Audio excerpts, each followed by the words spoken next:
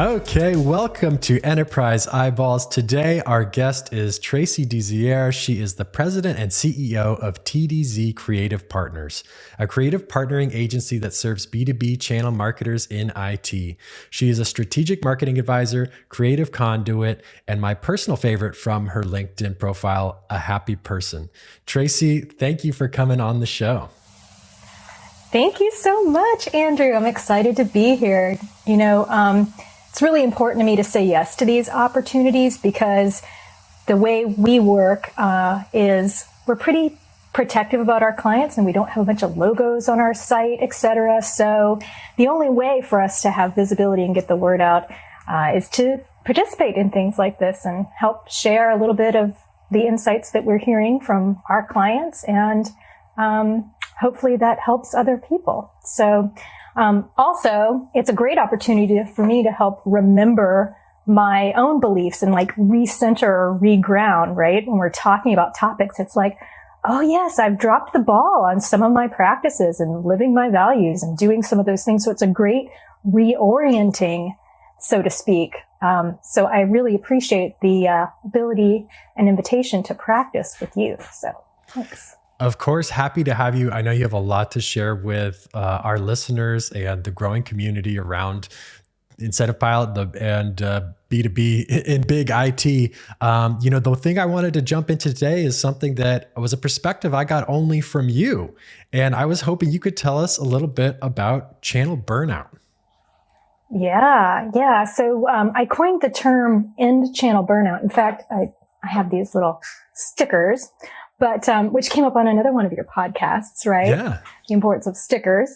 Ending channel burnout. And while channel burnout can mean a lot of different things and sound like a lot of different things, to me, it really is about the individuals in this business, the channel marketers, the program folks, the channel salespeople, especially in vendor companies who themselves are perhaps burnt out or burning out or on the road to burnout without even realizing it. So when we say channel burnout, that could indicate maybe burning out your channel partners, but we're not talking about that in this instance, although it would be interesting to explore as another facet.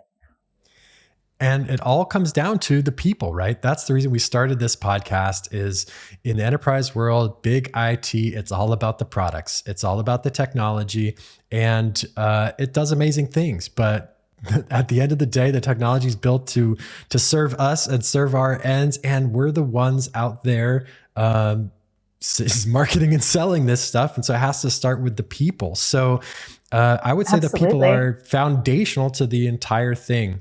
So when you say, an individual, a human being is getting burnt out working in the channel, what are the common things you see? What do you see over and over again, I guess, is the most common? What are the symptoms of channel burnout? I got to call my doctor, I guess. Yeah. Okay. So there's a lot I could say on this subject and we could go on and on. So for the purposes of our conversation, we'll try to keep it pretty simple and talk or narrow our conversation rather to the warning signs. So, I think most people, when they're in burnout, it's too late. They know they're in it. It's not oh, am I burnt out? No, they are feeling it and pretty intensely. So I think looking at warning signs is probably a more productive conversation to have and more impactful, hopefully, if we can just shed a little bit of light for some folks who are maybe doing some of these things that are leading to burnout or can lead to burnout without even realizing it. And to your point about the whole why behind it, why it's important, is it is the people. We need to be at our best mentally and physically to support our communities, our families, to reach the level of productivity that serves us, that makes us happy, right? Going back to my whole raison d'etre is, being a happy person. And that was a hard learned lesson, so to speak. And I got there by burning out. So I was hoping at least to just share some of that, especially because I think that stress, which causes burnout, also causes disease in the body. So with that belief, I think it's of the utmost importance that we take care of ourselves by reframing some of our practices. So that's what I was alluding to earlier, which we'll touch on. So that's a little bit of the setup of the why.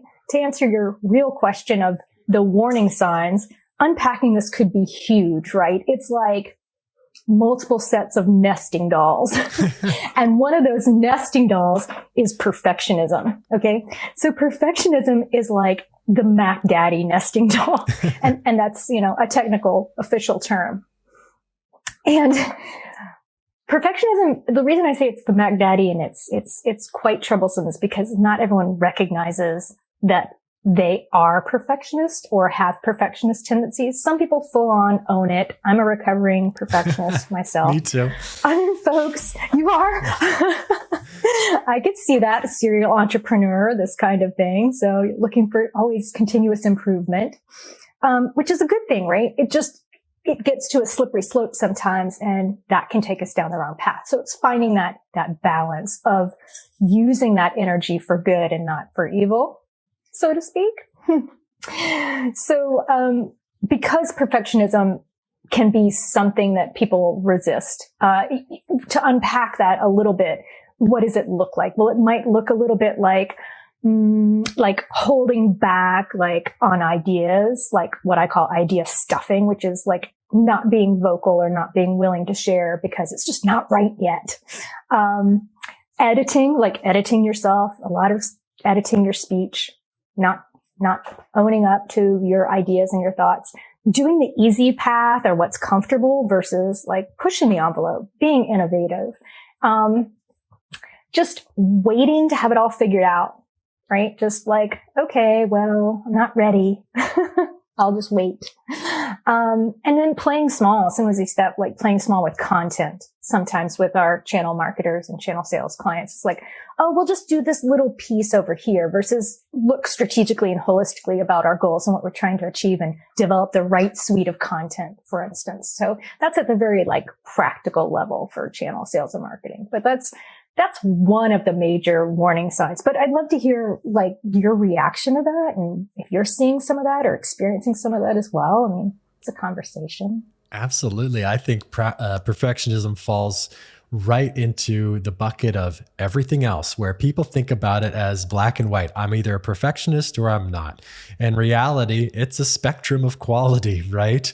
And some things deserve to be very perfected before, they're shipped. Like, I don't know, airplane seatbelts or something like that. Other things like experimental content to get more eyeballs on the latest tech you're pushing, completely different story. And so understanding the context of what you're building should help guide some of your perfectionism. If people's physical safety, financial safety, any of that is at risk, then obviously more care should be taken and things should be de-risked more carefully. But if you're just trying to get a new message out or think about solving a problem a different way, then perfectionism is almost always the biggest blocker, in our experience. And I can 100% relate. And I think the biggest lesson I learned on the perfectionism journey is that, I can be a very judgmental person. And it's one of the attributes that is a double-edged sword because it makes me a good designer and can serve me in the way of, providing my taste in the service of others.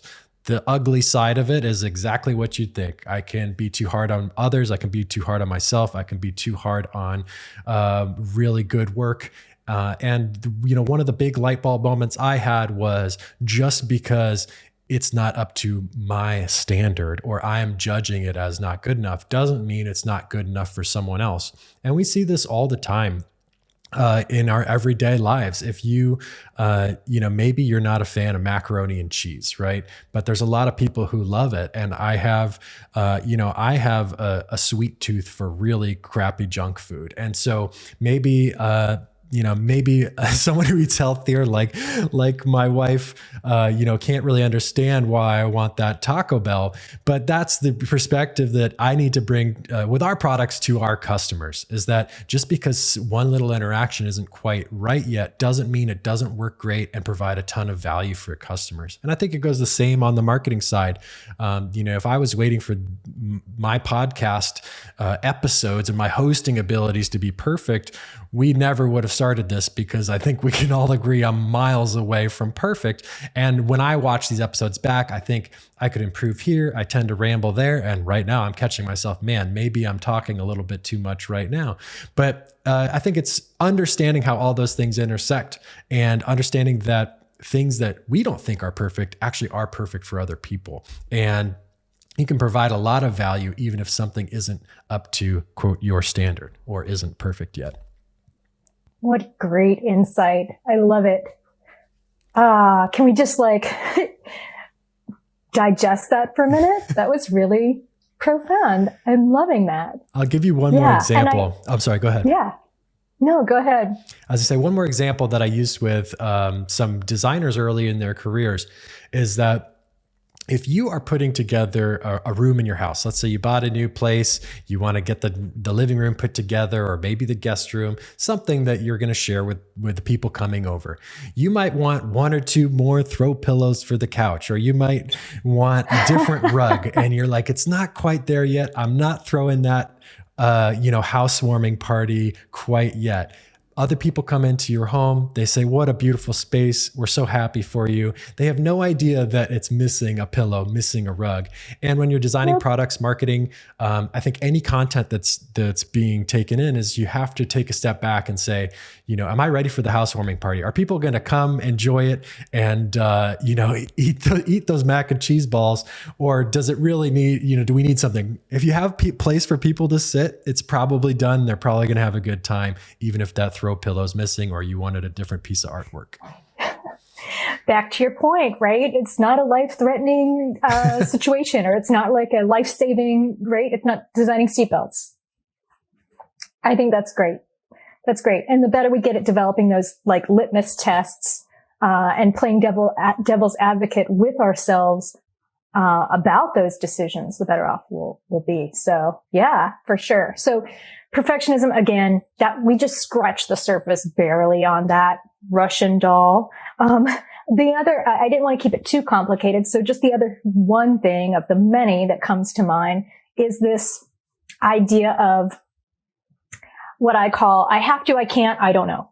I have to, I can't, I don't know. This is this is part of your self-talk. Just pay attention, because if this is part of your self-talk, this is one of the warning signs, slippery slopes that you might be, especially if it's incessant, that you might be headed towards burnout. And that's going to create more pressure, more stress, this kind of languaging. It's languaging that, is preventative, preventing you from embracing your potential and, doing things bigger. It creates stuckness. So, lack of creativity, lack of productivity, and some examples of the I have to, I can't, I don't know. And feel free to jump in with your own is, I can't ask for help, or I have to do it all myself, or, I don't know.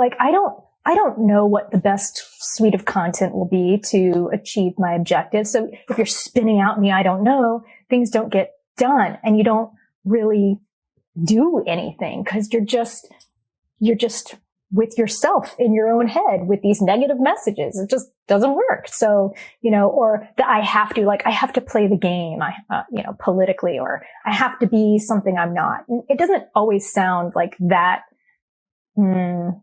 What's the word?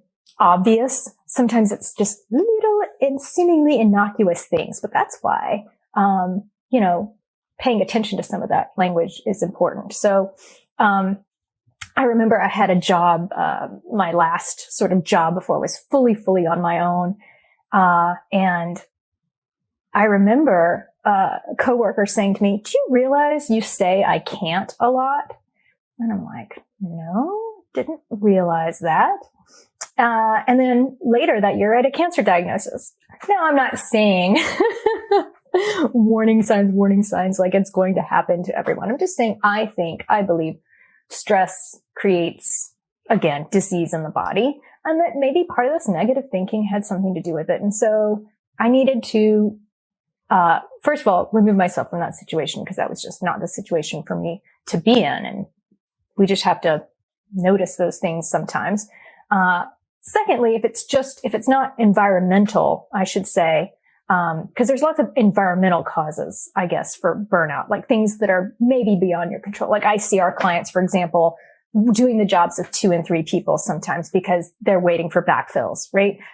Or they're just wearing multiple hats, just because the nature of their business. So there's lots of those kinds of things that are maybe beyond control. But when we talk about preventing burnout, I'm thinking, all right, what are the internal things? And this internal dialogue piece, I think, is huge. So that's one of the little things that can get you and that kind of compound and pile up and create some pressure. So it's one little piece of the puzzle, but it's a giant thing.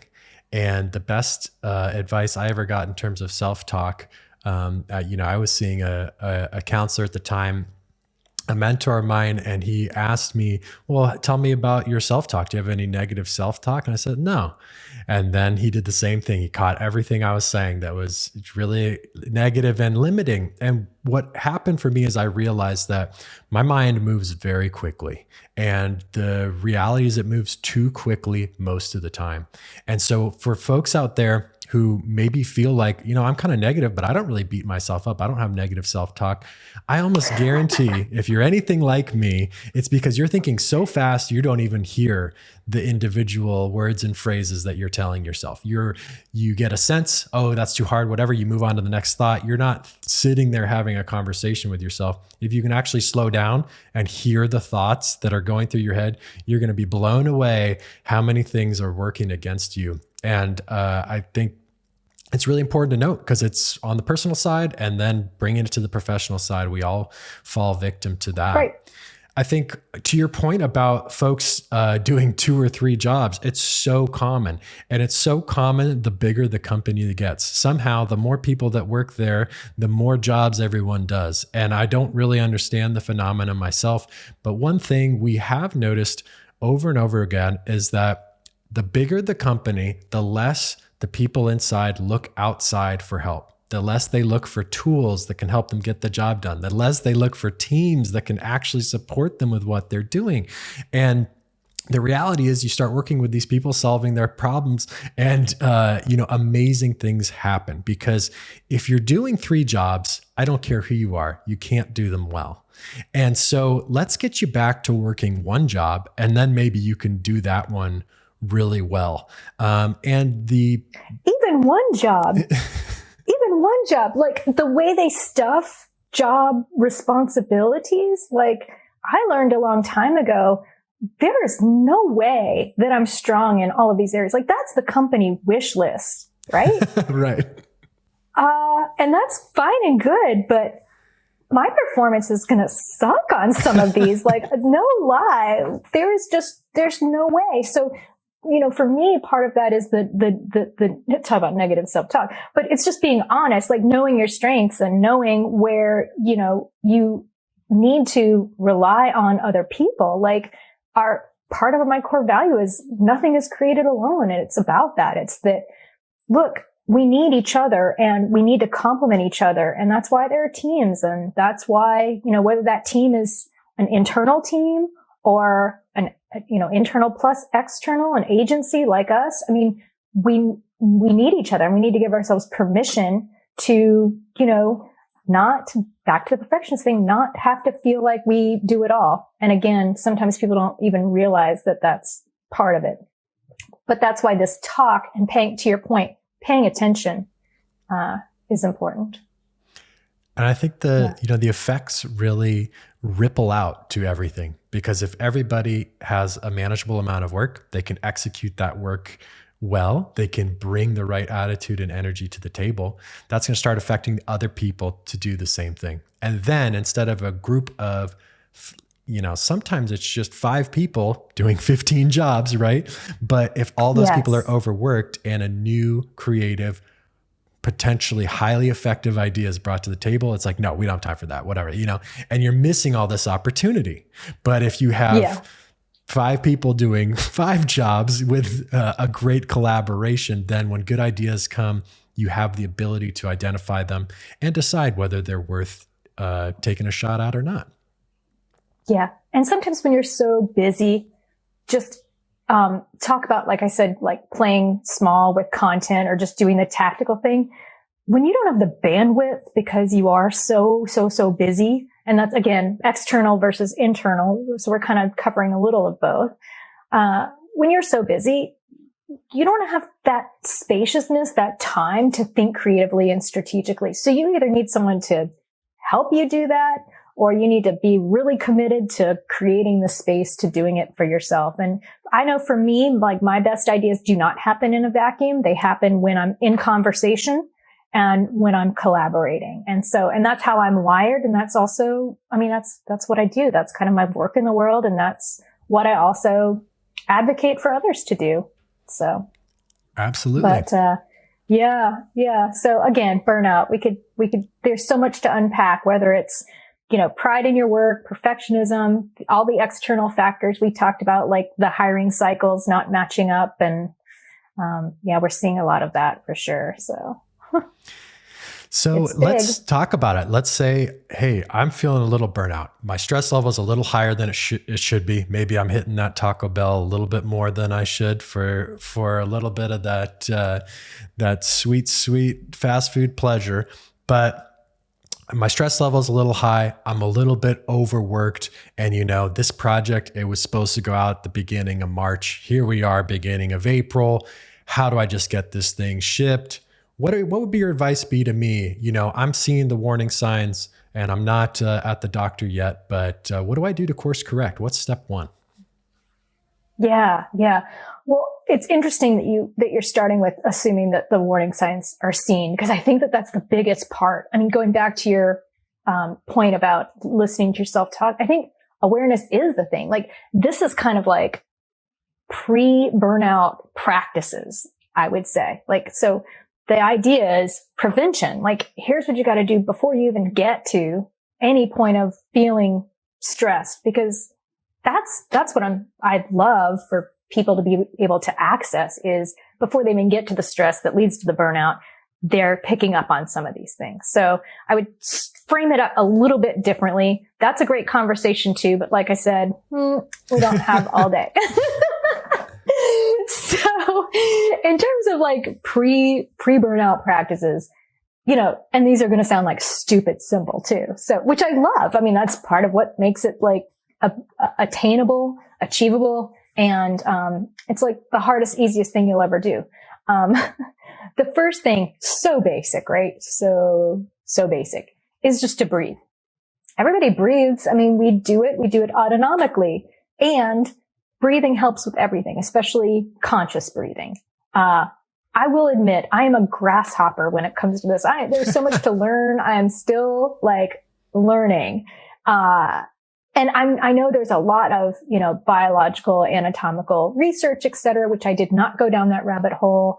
I just know for me that, sometimes I'm holding my breath and I'll catch myself holding my breath. So just paying attention to that and allowing yourself to breathe, just creating some space to breathe, just having that increase of awareness about your breath every day, whether it's, the ping on your watch or device, whether you actively seek out some sort of app to help you, or just, paying attention to, like, if you're doing something like, say, getting ready to do a podcast, what's happening with your breath? So yeah, just, that's part of it. It's just breathing through it. Yeah, So again, that's the super basic, like everyday simple thing, but hard, right? Because do we make the space? Well, no, we might be having some of those messages that, I can't take a break, right? That's, I have to, I can't, I don't know thinking, right? Which leads me to the next thing, which is, if you're in that space of, I have to do it all myself. I can't ask for help. I don't know what all the answers are. Build courage by asking for what you need. It's just a practice. It's just a muscle like anything else. Just start building the courage by asking for help instead of staying in some of those loops of, I can't, I don't know, I have to, right? And at the root of some of those things, by the way, Andrew is bringing up your big point, which is another Russian nesting doll of judgment. Judgment's huge. So there's like that judgment turn inward, judgment external. This is the judgment of yourself. And that leads to, that sort of spinning out. So especially building courage by asking for help. And I mean, of course, from my perspective, my life and my work is, the remedy is find a creative partner, right? I mean, I help clients with big ideas all the time, and I help them to be innovative and to find that spaciousness, that time, the new ideas to help them work through, vet, right? So, it's about having that trusted person that can really dig in with you, roll up their sleeves and help you do your job and be more productive and feel accomplished and remove some of that stress and get you unstuck from the, I don't know what to do, so I'm not going to do anything, or any of the negative self-talk. So just, ultimately find yours, like find the person who does that for you. I mean, I do. I don't do it all myself. So I am a creative partner and I have creative partners. It's just how I operate. I'm just highly collaborative, and I think ultimately I get better results and I feel a lot better. So that's my second little, I guess what I would say, pre-burnout practice. I have one more to share, but I think that you have something to add to this. I mean, this stuff just excites me. So there's probably always something for me to add. I would love to hear your third tip. All I can say is thumbs up. You're right. The more I am conscious of my breathing and the more I collaborate and let other people take the reins, the better things get around here. So I can just say that I 100% agree. What's tip number 3? Yeah. So the best way to share this is kind of through a little story first before I unpack it. So the story is this. I needed to call a client. I had a situation, and it's like, okay, I know that they think that they need X, and I'm having some consternation around X. And so I kind of stewed for about 2 days, journaled, like trying to work through my feelings about it and what I was going to say. And I couldn't, going back to that perfectionist thing, I couldn't come up with a polished way to say it. So I just called up my client and I said, hey, I have some questions. I have some concerns about X, and I have to admit, I don't have it all figured out. I may not, have this perfectly or be able to articulate it very well. And I just needed to share with you, what I'm thinking so that we can work through it and come to, a better solution. And so by starting the conversation that way, I managed her expectations and I gave myself permission and spaciousness pretty much to like bungle through it, right? Stumble through it. That's what I was doing, combining those two. Yeah. Stumble through it, right? But we have that relationship, and I always have that relationship with my clients where it's like, yeah, let's just take a time out. And, ultimately, I was able to deliver a better idea that was more strategic, that had more of a strategic impact. And she acknowledged it. She was like, I appreciate how candid you were. And I think that this is going to take, what we're doing to the next level. And that is what creative partners do. Like, if I did not do that, no matter what kind of anxiety I might have had about being able to deliver the perfect message in a way that she might hear it, I would be doing her a disservice if I just either did X or didn't have that conversation.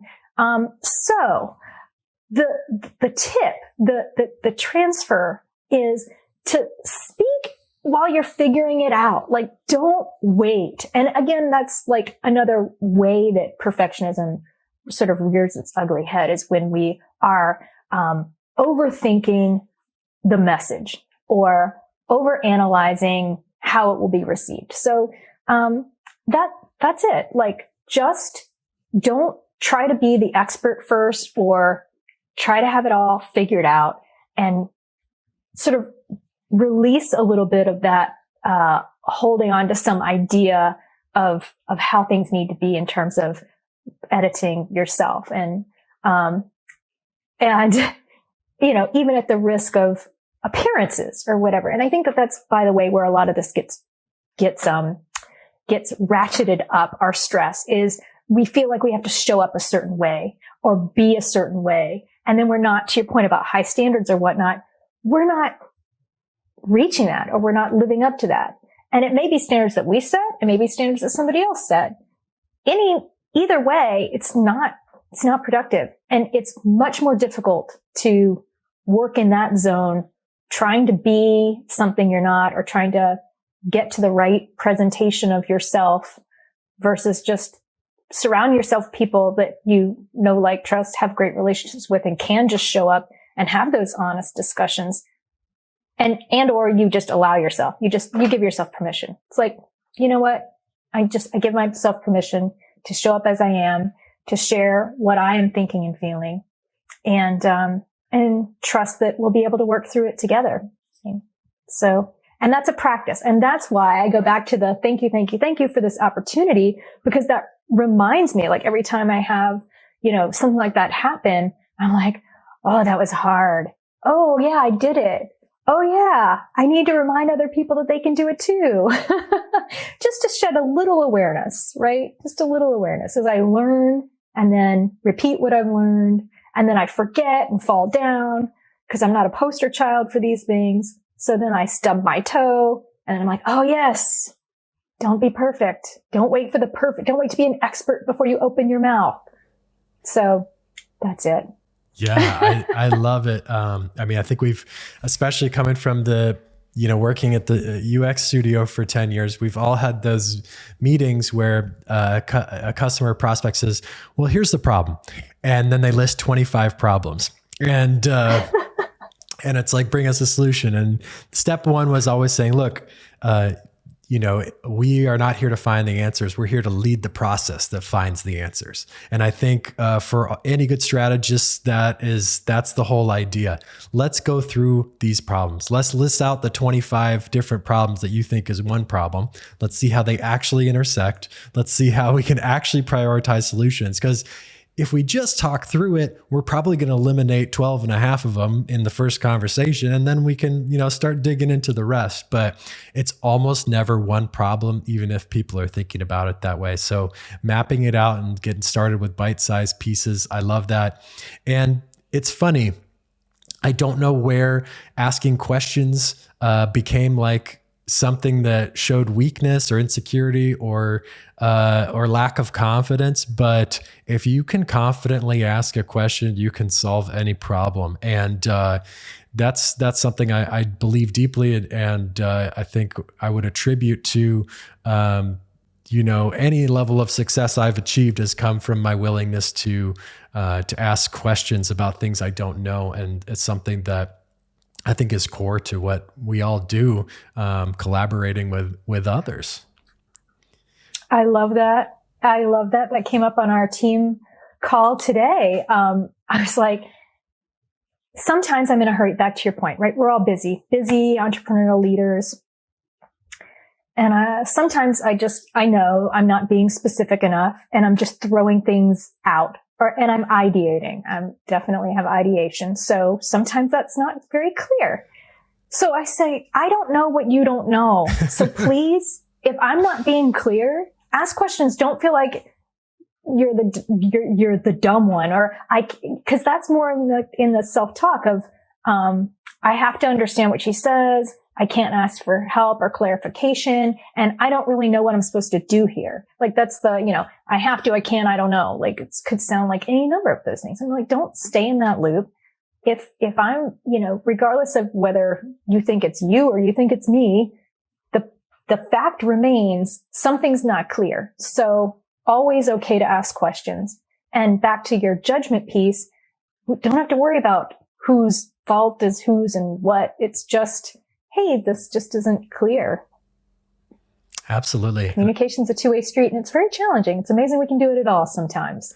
It really is. And it's also a miracle. I bet you've had an experience like this where you're on a call with a lot of people at a big company and there's tension on the line and you can feel something's wrong and you think, I don't really get it. I'm going to ask this question. And when you ask it, there's like a collective sigh of relief because the 20 people on the call didn't know what the heck was going on. And they're so relieved someone asked so they could get some clarity. It cracks me up every single time. It was the elephant. I mean, something happened on a call recently. It wasn't with 20 people.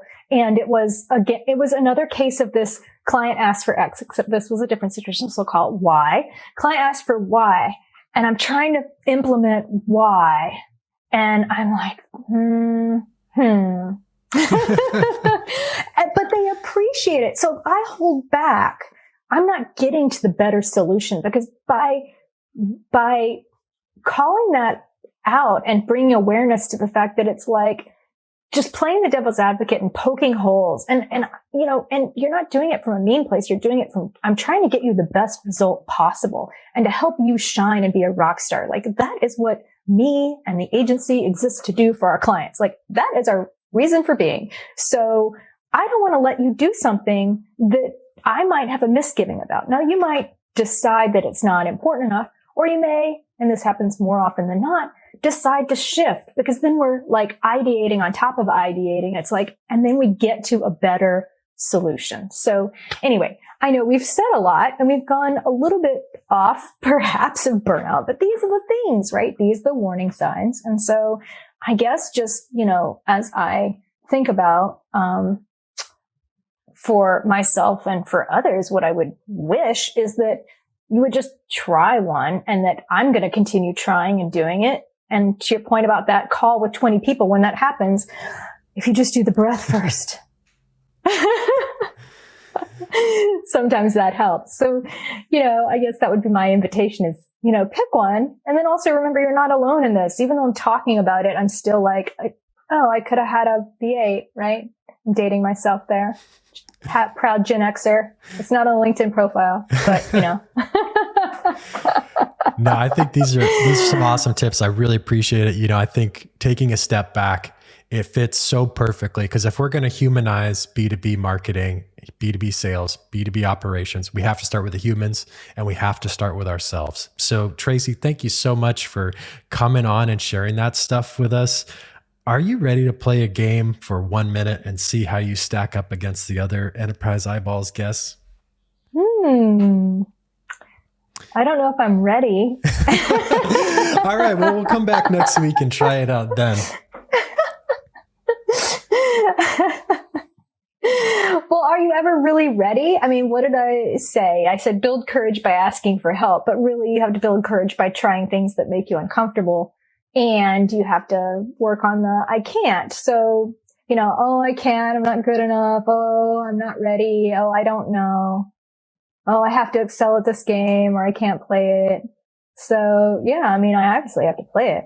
All right. Well, if you click that. And accept what is. Yeah, accept what is. I like it. If you could click that link in the side chat bar and then share your screen so we can see it. I'm going to put 60 seconds on the clock for you. And Tracy got just a little bit of practice time with this, but she also has a slight disadvantage using a trackpad. Okay, Tracy. So, all right. Should we put a cap on how many times?